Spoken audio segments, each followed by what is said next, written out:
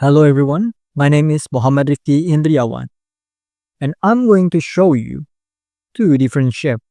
One is a round shape, resemble a flower cloud from small square pants, and the other one is a sharper shape, resembling an explosion, and it gives a sense of danger, isn't it? Well, I'll let you choose. Which one is named Kiki, and which one is Booba?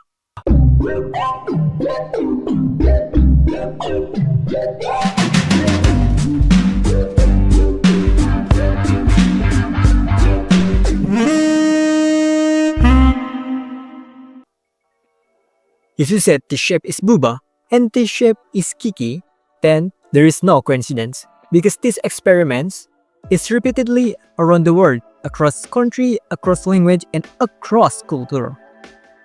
But why this is happen? This phenomenon was called the Kiki and Booba effect. This phenomenon was first studied by Wolfgang Kohler in 1929 and later replicated by neuroscientists V.S. Ramachandran and Edward Hubbard in 2001. In their experiment, they show the participant the two abstract shapes and tell them to name it Booba or Kiki. Surprisingly, 95% of the participants said that this one is Booba and this one is Kiki. Even from the non-English speaker participant, and even from a child that hasn't even learned how to read yet. So, why does this happen? It turned out that the certain tone and shape activate similar area in the brain. The K and the I sound in Kiki are sharp and fast, much like the J shape.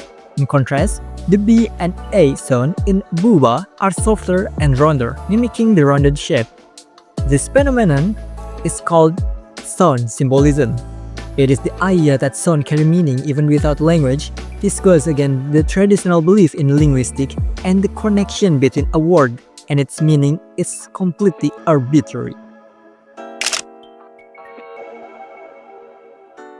Our brain naturally links sensory input in different modalities, a process called cross-modal correspondence.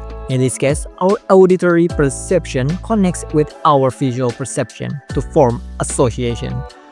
There is also one experiment by Thorograven and Kledesberg from Department of Experimental Psychology, University of Oxford in 2019. The experiment consists from three group participants. One is people with a good eyesight. 2. People with good eyesight but blindfolded. 3. Group with blinds is birds. Each group was asked to match sound to shape, name them or draw them based on hearing just Booba or Kiki. And surprisingly, even those who had never seen this shape before, people who born blind, they are still made the same association. He suggests that the effect isn't purely visual. The study also found that training reinforced the effect. The more people were exposed to certain shape sound pairings, the stronger and more accurate the response became. So, what does this mean?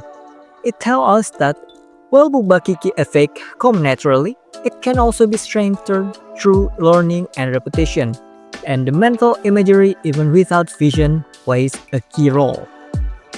Another explanation comes from a study by Margiottudi and Pulvermafro in 2019. I'm sorry if I pronounce the name incorrectly. Which is, look at how bodily movement and sound influence the effect. In their experiments, participants were asked to match nonsense words to shape, like this Booba and Kiki, just like in the classic Booba and Kiki test, but they added something new. Sound made by drawing shape with a pen. When people heard the sound of someone drawing jug shape, they associate it with Kiki, and a soft swishing motion was matched to Booba. Even when they mix and match this test, combining speech sound with action-based visual or action sound with abstract shape, people still made consistent connection. This led to an existing conclusion. Our brain might be linking sound and shape through motor experience. The way we move our hand when drawing, the way movements sound, and the way shape look are all connected in the brain.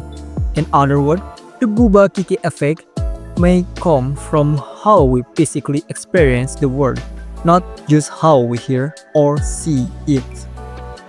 So, why does this matter? First, it challenged us long-standing ideas in linguistics that the relationship between a word and its meaning is totally arbitrary. Bouba and Kiki suggest that some words actually sound like what they represent. This helps explain how infants might learn language faster when sound and meaning feel connected. Second, it tells us something profound about how the human brain works. Our senses don't operate in isolation. Instead, they overlap. We don't just hear sound, we feel and visualize them, even when we do not realize it. For example, Coca-Cola. Just hearing that name brings an image of joy, happiness, and nostalgia. That's some Bouba action right there. Next is Nike. It sounds bold and dynamic, also confident. This brand screams Kiki.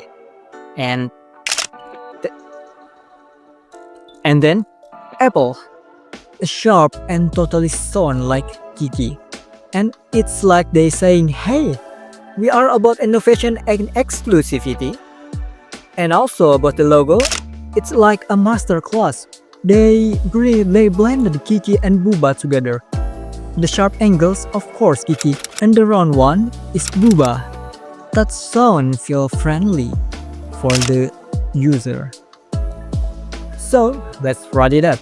We explored the Bouba and Kiki effect, a quirky but powerful demonstration of how brain work connects shape and sound.